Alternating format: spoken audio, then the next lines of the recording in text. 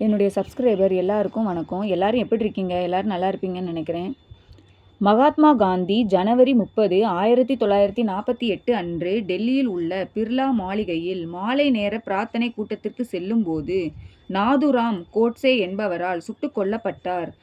78 வயதான காந்தி மார்பு மற்றும் வயிற்றில் 3 தோட்டாக்கள் பாய்ந்ததால் சம்பவ இடத்திலேயே உயிர் துறந்தார்.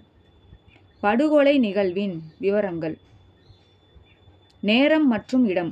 ஜனவரி 30, 1948 மாலை 5:12 மணி அளவில் புது டெல்லியில்.